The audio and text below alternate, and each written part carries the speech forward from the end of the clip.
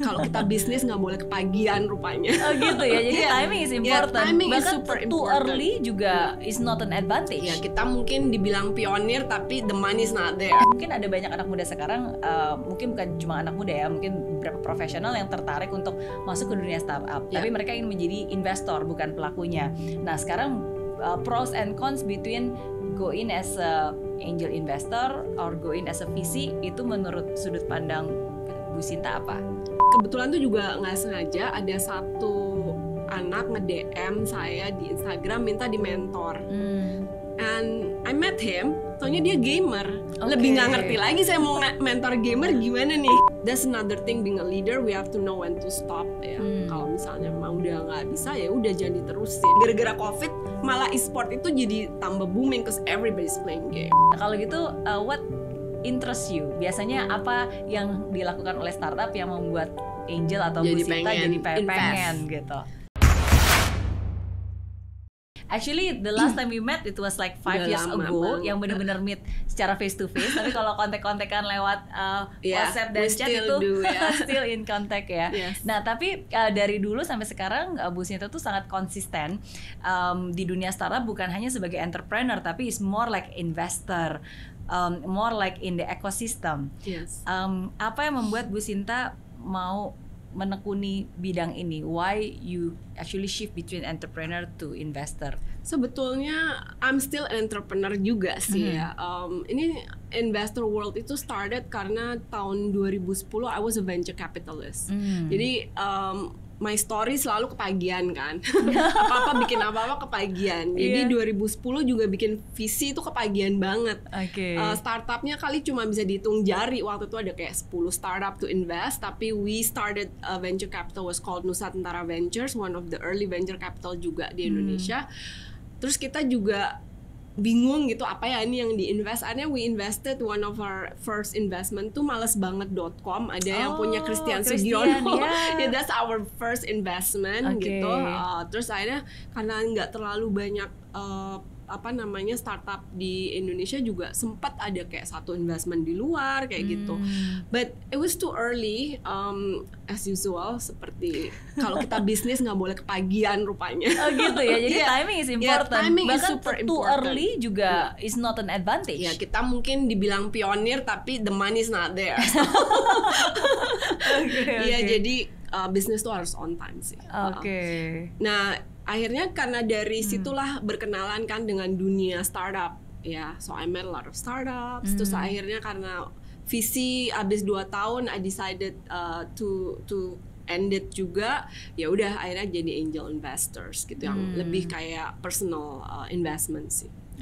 Padahal kan sebenarnya sebagai angel investor itu risknya jauh lebih besar kan? Sangat besar, karena kalau as a VC at least biasanya at least VC-nya menginvest ke perusahaan yang memang at least sudah ada traction-nya, timnya juga udah jadi, udah ada MVP-nya. And we're using somebody else's money. Oh iya, betul.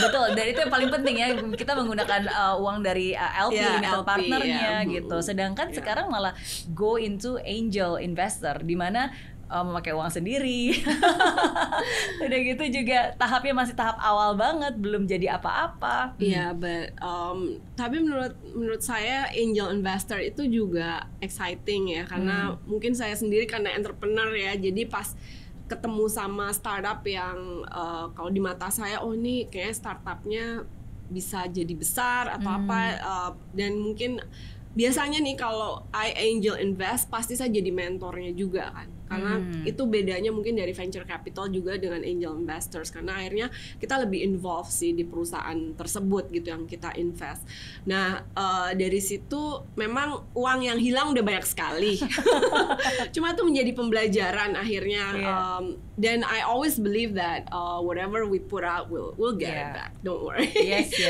Ya jadi banyak belajar dari situ, makanya pengennya nanti nih nextnya dengan startup Indonesia kita bikin angel up, which is kita juga pengen ngajarin orang untuk menjadi seorang angel investor biar nggak kecebur banyak seperti saya. Jadi dari situ karena angel investor itu menurut saya banyak sekali bisa membantu startup yang masih early stage gitu. Iya. Tapi sama seperti seseorang yang ingin membangun startup, mereka butuh knowledge, mereka butuh experience, mereka butuh skill, mereka butuh mentor. Untuk menjadi seorang angel pun mereka butuh experience, butuh knowledge, butuh mentor juga. Walaupun mereka akan menjadi angelnya. Oke, kalau gitu berarti since mungkin ada banyak anak muda sekarang, mungkin bukan cuma anak muda ya, mungkin beberapa profesional yang tertarik untuk masuk ke dunia startup, tapi mereka ingin menjadi investor bukan pelakunya. Nah, sekarang pros and cons between go in as a angel investor or go in as a VC, itu menurut sudut pandang Bu Sinta apa? Pros and cons-nya sih, I think it depends dari diri kita masing-masing sih, mau masukin uang bareng dengan LP lain atau kita mau invest sendiri. Invest sendiri pun sekarang kalau angel investor kita coba mungkin cari sebuah sindikasi yang dimana mungkin angelnya get together, yaitu yang kita pengen lakukan sebenarnya di startup Indonesia nanti, bahwa the angels can get together dan startupnya udah dikurasi. Jadi jadi nggak asal ketemu startup terus startup juga kadang gini, masalahnya startup sendiri juga nggak tahu how to pitch to investors, ya kan? Mereka kadang cuman bawa ide terus langsung minta investment, like nggak bisa. If you want to talk to an investor, ya harus at least udah ada at least betanya lah, atau udah pernah dites ya. You have to actually do pilot testing on that thing, like try it on people gitu ya. Kalau enggak, masa sih kita mau pakai uang orang juga terus taunya nggak jalan gitu. It's common sense sih menurut saya. Jadi sekarang ini saya selalu bilang sama startup yang datang nih, kebanyakan datang dengan ide. For me, ideas are nothing. Sorry ide saya banyak banget, cuman nggak pernah bisa dieksekusi. It's true. Idea is cheap, idea is useless. Exactly. Gitu kan? If you don't execute, it's nothing gitu. Jadi ya harus eksekusi dulu. Make sure itu ada yang mau pakai ya, marketnya ada ya. Itu that's everything that we have to test before we talk to investors sih. Oke. Nah, berarti ada beberapa good points nih di sini. Berarti kalau dari Bu Sinta pertama. Oke, ada banyak nih, mungkin satu hal dulu deh. Nah, berarti kan penting untuk seorang startup mencari atau membidik angel, benar nggak? Penting nggak? Kalau I wanna say it's like mungkin paling penting cari mentor sih. Dibanding angel dulu ya. Mungkin nggak semua mentor juga mau invest ya. But I think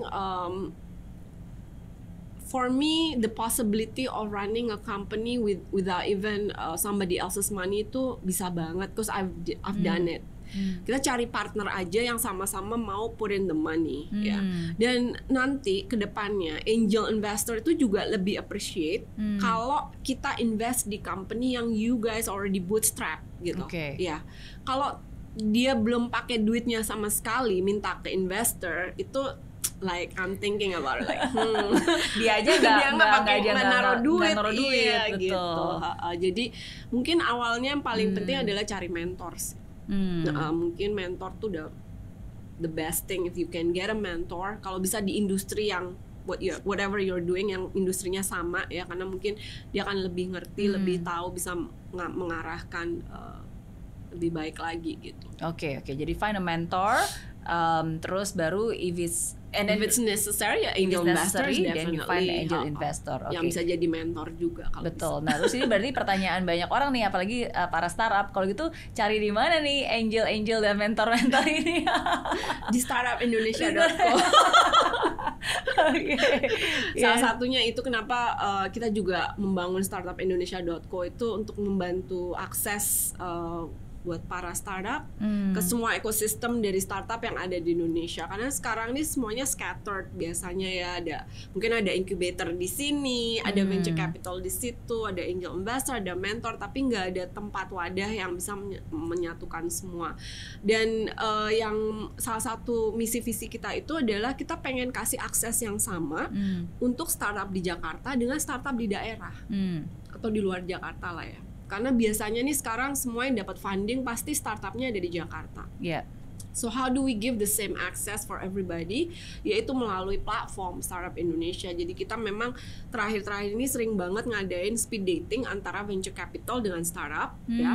Terus si si startupnya kita kurasi dulu, terus baru kita panggil si venture capitals untuk ketemu dengan si startup ini. Dan bagusnya itu 40% lebih itu dari luar kota yang kita sudah kurasi untuk siap ketemu venture capital. Jadi that's a good news. Ya, bukan berarti kita cuma hanya memberi kesempatan pada yang startup ada di Jakarta. Betul, karena yang di daerah itu juga sebenarnya banyak banget ide-ide bagus dan mungkin ya mereka bisa memberikan solusi yang kepada lokal, local place-nya dia. Iya, karena seringkali yang ada di kota mungkin kita nggak gitu ngerti yang di lapangan di desa petani segala macam seperti apa. Betul. Oke. So startupindonesia.co is basically a platform to connect between startup, VC, angels, mentors, dan lain-lainnya yang pokoknya ekosistemnya startup ada di situ ya. Kita juga kerjasama dengan universitas, kita kerjasama dengan sekolah-sekolahan ya, misalnya sekolah untuk programming, developer school seperti itu. Jadi kita pengen kasih semua ekosistem yang dibutuhkan oleh startup tuh ada di situ gitu kedepannya biar lebih gampang aja sih. Yes. Dan kerjasama dengan Founder Institute. Of course, yes. Iya. Basically we will curate the founders, make sure menggodok foundersnya udah oke, kita lanjutkan ke tahap berikutnya. Oke. Yes, definitely. Iya. Looking forward. Nah, terus kalau tadi kan Bu Sinta bilang sebagai angel ya paling nggak suka tuh kalau misalnya startup datang cuma bawa ide doang. Paling nggak suka kalau startup datang sebenarnya ya dia sendiri nggak invest di startupnya gitu kan, bootstrapping aja enggak. Ini kan yang nggak disuka. Nah kalau gitu what interests you? Biasanya apa yang dilakukan oleh startup yang membuat angel atau Bu Sinta jadi pengen gitu? Mungkin pertama kali kalau ketemu startup yang kita lihat ada produknya. Misalnya ini produknya interesting. Cuman at the end of the day seorang angel tidak invest di startup karena cuman produknya. Dia invest adalah di orangnya. So we invest in the founders. So next stepnya kalau misalnya saya udah interested nih sama produknya, then I will do like due diligence ya bilangnya, due diligence atau lebih bisa dibilang interview dengan si kayak cari kerjaan aja dia. Saya interview, saya tanyain dari tentang keluarganya, tentang his or her life gitu. Karena ya itu at the end of the day kita memang invest di orang, bukan invest di produk. Dia bisa berubah produk loh. Misalnya ada pandemi nih, akhirnya dia terpaksa dong harus berubah misalnya nih. If you're a good entrepreneur, you can pivot anytime dan bisa berubah bisa adaptasi dengan baik. Nah itu yang kita inginkan dari seorang entrepreneur. Jadi at the end of the day kita investnya di entrepreneur. So I wanna make sure bener suka sama si entrepreneur itu baru we invest in them gitu. Iya. Jadi makanya benar-benar ditanyanya ya tentang backgroundnya, ya kan, tentang pengalamannya, tentang keluarganya, tentang cita-citanya, passionnya. Basically you want to know the character of the person ya. And at the end of the day kalau misalnya dia udah pernah gagal sebelumnya, for me it's better because udah berarti udah bisa ngejalanin sesuatu dan ya dia tetap bisa resilient mau jadi entrepreneur tetap ya kan. Karena kita kalau jadi entrepreneur tuh kegagalan udah jadi part of it. It's the formula. You have to probably fail first before you become a good entrepreneur. That's a very good point. Sometimes actually kegagalan kamu di resume itu bisa menjadi plus point ya. Basically. Kalau buat saya iya sih. Udah pernah gagal. Terus tapi kita tanya dong. Terus gimana waktu kamu gagal gini? Terus ya kita dengerin aja cerita. Iya. Emang bener sih. Kadang maksudnya for me also menurut saya apalagi kalau misalnya kayak saya menginterview misalnya kayak buat recruitment, candidate, everything itu pasti at least kita ngelihat experience-nya kan, baik itu gagal atau sukses, experience is still experience. Bahkan sebenarnya lewat kegagalan people learn the most, ya kan, mendapatkan experience-nya. Asalkan kita tanya, so what do you learn from that mistakes? Gitu. How would you do it differently next time? Betul banget. Oke. Nah, tapi kalau Bu Sinta sendiri juga pernah gagal kan? Sering. Bukan pernah aja, sering. Oke. Nah, sometimes kan sebagai perempuan ya, ini stereotype sih, tapi sometimes I feel that too, bahwa seringkali kita tuh lebih menggunakan perasaan, emotional. So sometimes ketika kita fail atau ketika kita gagal, seringkali kita discourage. Sometimes we ask ourselves, is it really what I should do? Apakah sebenarnya ini nggak sih, bener nggak sih gitu? And sometimes that kind of questions kan bisa meng-affect ke self confidence and self belief kita. Apalagi kalau itu udah berulang-ulang nih, udah beberapa kali kita coba gagal gitu. Terus kalau dari Bu Sinta sendiri, do you experience that too? And then like how do you overcome it and stay confident? Kegagalan itu like I said so the part of being an entrepreneur. Kayak contohnya di tahun 2000 awal di Amerika tuh ada yang namanya .com boom, semua orang bikin .com. So I actually did the same thing di sini tapi di Indonesia gitu. Starting a lot of .com company, ada Koridor.com waktu itu one of the first politik news portal, terus ada Nasgor.com entertainment portal, terus sempat bikin mailkita.com itu kasih email gratis di sekolah-sekolahan. But it was early 2000, nobody even really use internet di Indonesia. So company-nya ya cuma tahan 2 tahunan lah ya. Dan itu kan kegagalan yang besar sekali, dan itu kita pakai duit kita sendiri, nggak ada angel investor waktu itu, nggak ada venture capital ya. Belum ada sandbox-nya juga di Indonesia. Nggak ada. Jadi kita akhirnya ya udah we just take it ya, kita harus bisa langsung decide 2 tahun cukup, stop gitu. That's another thing being a leader, we have to know when to stop ya. Kalau misalnya memang udah nggak bisa ya udah jangan diterusin gitu. Just move on. Get up, terus do another thing gitu. Nah, untungnya internet is my passion. Jadi I'm so passionate about it. Jadi udah gagal tetap aja mau terus nggak berhenti gitu. Jadi keterusan sampai 25 tahun sekarang. I think because you don't really see it as a failure ya. Maksudnya karena memang ini sesuatu yang fun, ya udah just a learning experience. Could be like that juga sih, karena mungkin mindset kita ya, kita mikirnya ya udah ini udah ini salah, it's not the right way, tapi belajar kok dari situ gitu. Nah dari situ apa yang kita bisa lakukan nih next gitu. Betul. Dan dari mindsetnya Bu Sinta, kalau dari yang saya tangkap nih kayaknya memang Bu Sinta selalu always looking forward, selalu ngeliat ke depan, jadi nggak berlama-lama ngeliat ke belakang dan ini kenapa sih dan dianalisa too much gitu kan. Nggak usah dianalisa lagi, yang udah kejadian ya udah. Oke, kita belajar aja, pokoknya kita intinya harus belajar dari situ. Then we move on, we create something new, we always create something exciting. Itu sih, jadi ya itu yang bikin bangun pagi, oh my god I'm so excited, I want to do this gitu. Yes. Aduh, bisa kebayang sih adrenalin seperti itu ya. Maksudnya kalau kita memang feelingnya kayak okay, this is something that I love. Yes. It's always exciting. Betul. Oke. Bu Sinta mention beberapa kali tentang timing nih. Kayaknya timing is very important ya.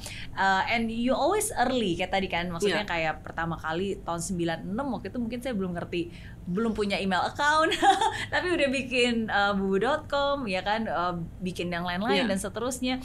So when is a good time? Sometimes kadang-kadang ketika kita too early juga nggak bagus, tapi kalau too late juga udah saturated. Jadi apa indikasinya is a good time? Kita harus juga take a risk a bit ya. Contohnya kayak yang what I did last year, tahun lalu kita masuk ke dunia e-sport, which is gaming. Saya nggak ngerti sama sekali urusan gaming at all gitu kan. Cuman karena kita agency awalnya, jadi kita memang banyak berhubungan dengan brand-brand yang butuh Gen Z ya. Jadi kebetulan tuh juga nggak sengaja ada satu anak nge-DM saya di Instagram minta di mentor. And I met him, taunya dia gamer. Lebih nggak ngerti lagi saya mau mentor gamer gimana nih cerita. Justru saya banyak belajar akhirnya dari dia. Saya tanya-tanya. Oke, gaming e-sport tuh gimana sih, gini. Terus akhirnya we decided last year we enter into e-sport, we call it Bubu Gaming ya. Kita bikin divisi satu lagi karena memang taunya gamers di Indonesia tuh ada 90 juta lebih actually. Now they claim ada 100-an ya, but I don't know lah, kita anggap 100 juta gamers ya. Gamers itu even Mary mungkin dihitung. Main game nggak Mary? Oh, main PlayStation. Tuh kan, that's a gamer. Hitung ya? Yes, yeah. Because you main spending, masak-masak. You're spending, right? Yes, exactly. Yeah. Oh, nah, jadi gamers itu di Indonesia ada ya bisa dibilang 90 juta lebih. 50% of gamers are spenders. Mereka pasti akan spend money di situ, mau beli baju kayak atau apa yang padahal untuk main game ya, bukan untuk dipakai ke mall atau kita bisa pakai sekarang, it's a virtual. Betul. Ini aja aku jadi beli merchandise-nya nih. Nah, jadi kita lihat dari situ, wah kalau brand mau nyari Gen Z ya I have to understand about esports. Kalau enggak kasihan klien-klien kita gitu kan. So we decided to get into gaming last year. Kita langsung masuk itu bikin turnamen e-sport namanya Bubu e-sport Tournament, disingkat jadi best tournament. Oke. Bubu e-sport. Oh, that's nice. So it is the best tournament. Yes. Karena akhirnya kita bikin another fact adalah dari 90 juta bla bla bla itu 44% perempuan. Oh ya, gamers, yes. Wow. So tapi kok nggak pernah ada perempuan main game di e-sport gitu, jarang lah di Indonesia. Akhirnya we decided to create women e-sport tournament. So we did both men and women juga. Tahun lalu di BSD, di ICE BSD, yang datang ada 7.000 orang. Online-nya lebih menakjubkan karena of course jutaan yang views ya, karena when we do e-sport it's all about streaming the game ya, kita nonton dari online. Nah, it was the first, probably maybe not the first, tapi kita the only women tournament yang memberikan prize pool sama dengan cowok. Biasanya nih kalau di e-sport prize poolnya cewek itu mungkin cuma 1/10-nya. Oh ya. Yeah, so it's like no, we're giving the same prize pool. We demand. Yes, jadi kita kasih the same prize pool. Akhirnya tim-tim e-sport Indonesia pada bikin tim cewek karena ngelihat prize poolnya worth it banget nih.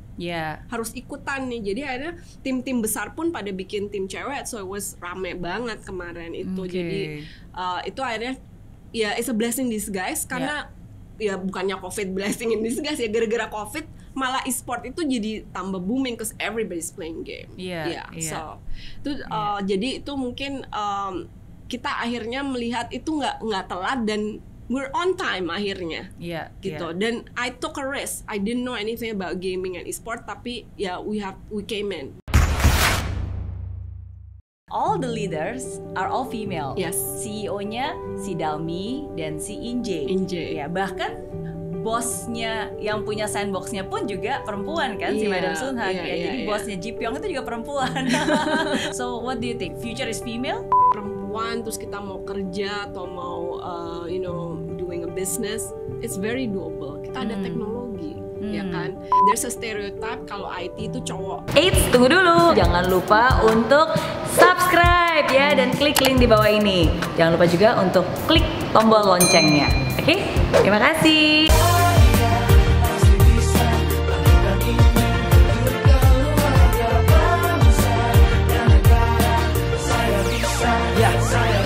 Laksana bumi tanpa hujan, hidup tanpa tujuan, kering dan mati tanpa hijaunya tumbuhan. Demikian kalau mimpi tak kunjung terjadi.